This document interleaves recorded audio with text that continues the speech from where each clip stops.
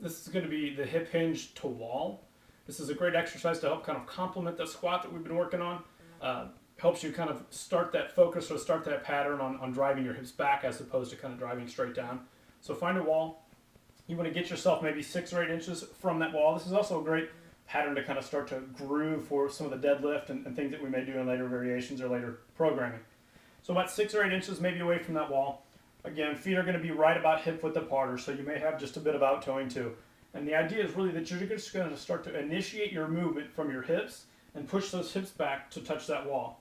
So if this is something new for you, you may just be that 6 or 8 inches. It may be a very small movement for you. As you start to get more proficient, you can start to push out a little bit further, and so that you're driving back even further to get those hips in.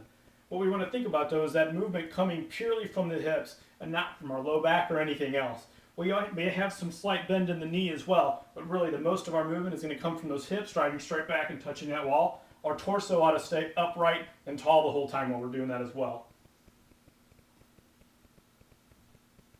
And then you can try and go a little bit further.